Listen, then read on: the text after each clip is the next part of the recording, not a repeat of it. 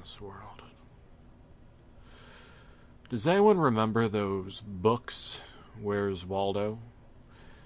They were a series of books released by Puffin, then Candlewick Press, created by Martin Handford. Well, I was a huge Where's Waldo fan. I had every book. Even during my depression, when my car broke down, the kids went off to school, my wife left me. The bank took every penny I had. I still had the Waldo. Created by Martin Handford, he was originally called Where's Wally, but who was Waldo? Why were we supposed to be looking for him? The red and white striped shirt, the puffy snow cap, and the googly-eyed glasses truthfully conceal some really terrible things that I'm honestly not at liberty to talk about. But with life the way it is, I no longer care. I initially ordered the book from Little Brown & Co.'s now defunct website. As of 2009, there are 7 primary Wally books. As far as I know, however, I am the only one that owns copy number 8. It was called, and I'm not kidding, Where's Waldo? He's inside your house. Kind of creepy, I mean. Waldo was usually in big crowds, intermingled with his dog Schmuppin, later named Woof. Clever form of onomatopoeia. Oddlaw, Waldo's sinister nemesis, Wizard Whitebeard, who holds one of the 7 elegant blood skulls that guard the gate to the furnace of the necrotic underworld. Oh, those were the days. The book came in a manila envelope. The numbers 495 were scrawled. Hope you enjoy the tape. Waldo was written, even though it was a book. It was printed on like one of those things to make it look like it was scrawled, but actually printed.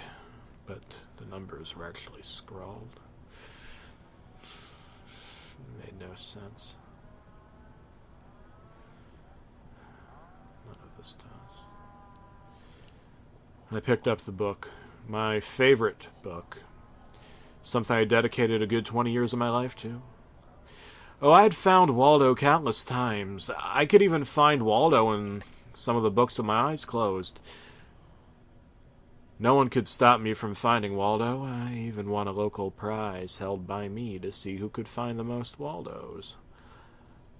I was the only competitor, but nothing could take that glory away from me because I was the best at finding Waldo. I could never find true love. When I first opened the book, I noticed a surprise. One of those little pull-out recorder bits that make it seem like there's talking with a little speaker attached. It's the nature of the mind to search for patterns, garbled Waldo voice chattered. Sounded like he was dying, warbled. Kitty cat underneath a dish sink, a ghost in the fridge, sinister rats in the walls. Something horrible was coming. I turned over, licking my finger to make sure the pages did not get frayed. I wanted this page to stay in mint condition, like a mint. Page 1, Waldo. He was just standing there. In the middle of the field, smiling at me, my old friend. Waldo in the field, smiling and smiling and smiling away. My tired index finger pointed downward, straight down. I'd found Waldo within .00000000052 seconds, beating my old time. And that's when I dropped the stopwatch. A pimento from an olive that was glued to the mustard on my shirt collar from my hot sack lunch fell on the page. Oh, no, like my hopes turned that page, and again Waldo was just standing there in plain sight. Oh, this was no Waldo I knew. No Waldo at all. Where's Waldo? Another one of those speakers. I'm right fucking here! The voice crackled. The fuck? What? The fuck? No! The next page showed Waldo purchasing chicken sandwiches at a local gun shop. The next page showed him standing on the sidewalk smiling at me. Page after page, and he was always in plain sight. Ugh, I felt a strong sense of nausea when I turned the next page. Finally, a crowd. But it was not the picture that I wanted to see. September 10th, 2001. A large crowd of people walking around in front of the old Twin Tower building in NYC.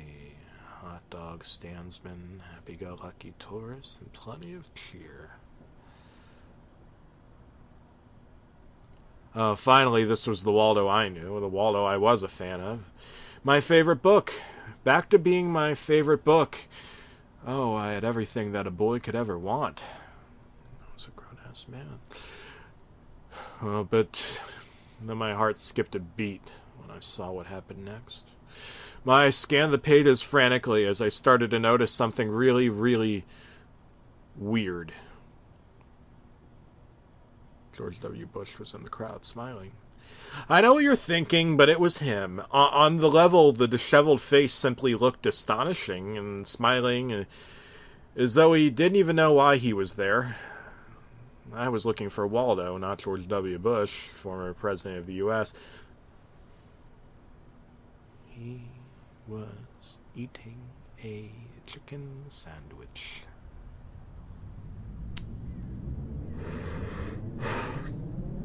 Oh my. They were all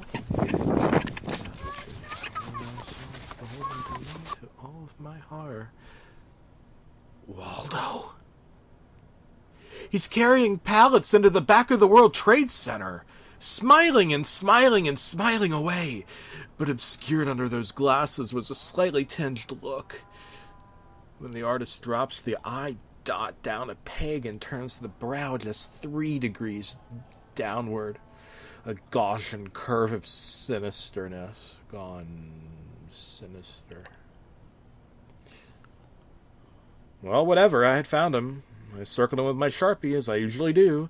Noticed the wizard was flying a plane and circled him as well, and even found the dog, also eating a chicken sandwich and pissing on the bushes, but I turned the page. Fuck. The fuck was this? Every page was classless, was a different American tragedy. The Boston Marathon, 9/11, 2 more times. And Waldo was always there, smiling away. The last page was the most disturbing. I finally found him. What? No. What the fuck? No, this can't be. No, I refuse to believe it. Waldo was fucking my wife. His tiny cock was penetrating my wife on the Great Wall of China. He was smiling and winking mid-thrust, with his hand on her hip in a matter-of-fact fashion. The 3-inch cock was only a few painted pixels, but drawn in highly graphic detail. I was now a cock. I shot a load of puke all over the book, permanently destroying the only known copy known to man. And that man is me. I contacted Puffin Press and demanded a refund, but they refused. They said, if you want to find Waldo at your age, get a fucking job. You'll meet all the real-life Waldos you want, Dork McMuffin. I knew what they meant.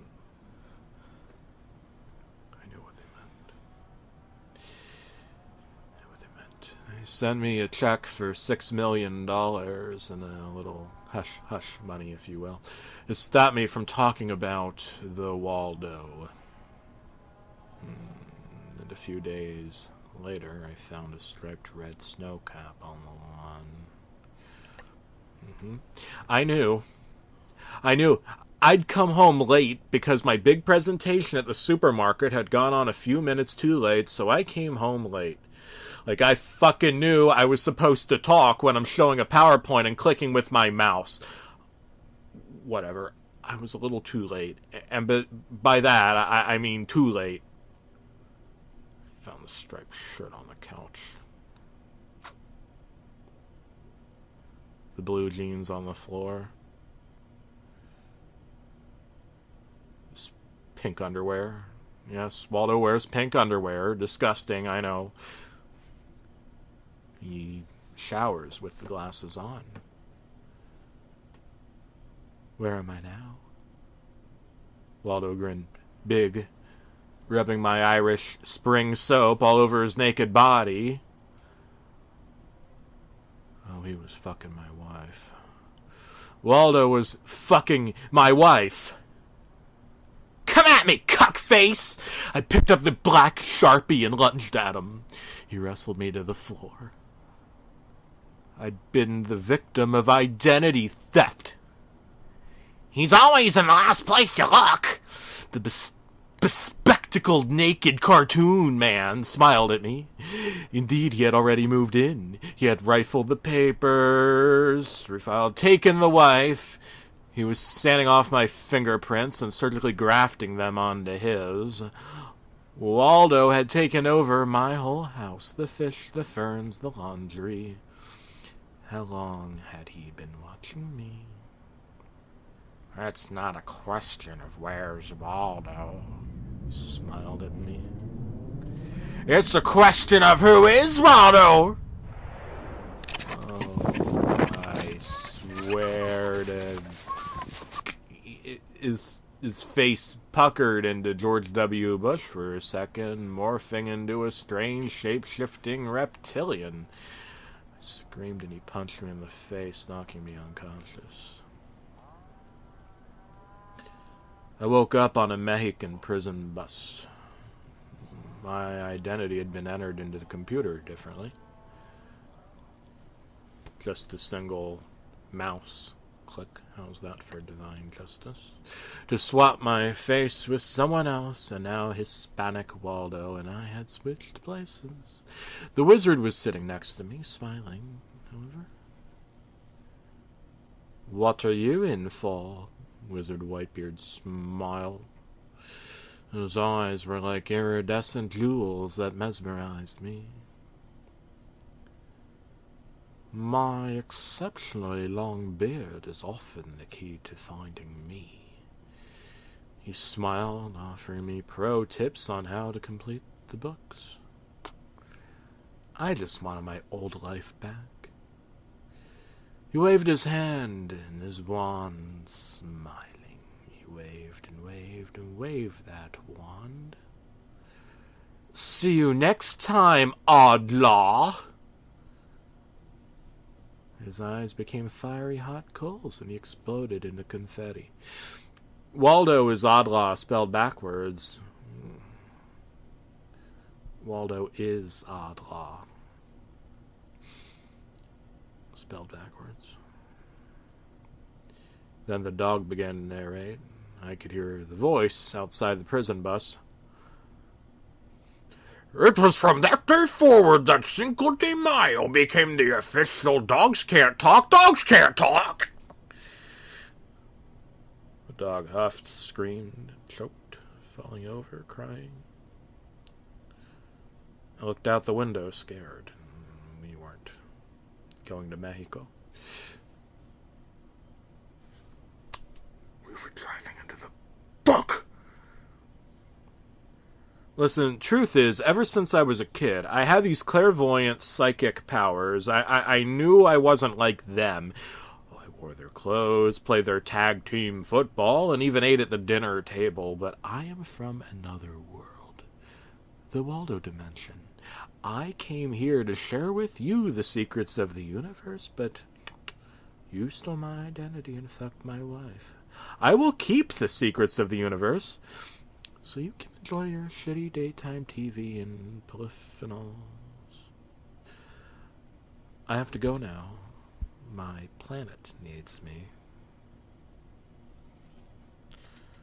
The book sat at the edge of the road, propped up by the choking dog. We were going to do it. We were going to go back to the future. The Mexican prison bus went faster, and faster, and faster some more. We had to dilate time by driving in there, and yeah, we were bringing prisoners. Anything you bring into the book world stays there, fuck you. I am the Waddler! I screamed. The wizards in the back shook their tribal sticks. The dogs danced. The prisoners howled at their refried bean dinner. The bus ran over the book.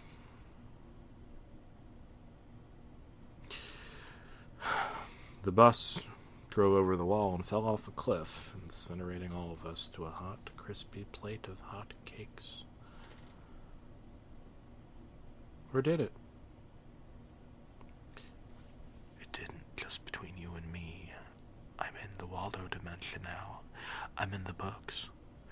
There are the other Waldos, but I'm printed in. It's better here, safer. I can't move. My smile is etched in ink. I'm at the medieval dinner. Permanent barbecue. You see me, don't you? You and I? And everyone? We're together here. And everything is happy. It can be hard to find a man who doesn't exist. I am a vagrant traveler of the cosmos. Before the dawn of man. Before time broke. Before red and white pajamas. Captain of the football team, 1987. Polkai, I should warn you now that you're here with me in the book. And now you're in the book with me forever. Forever.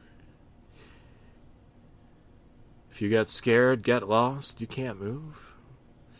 No one moves here, you and I. We're just ink. I should warn you, ask me, you. Don't look too hard at the book. It may look back.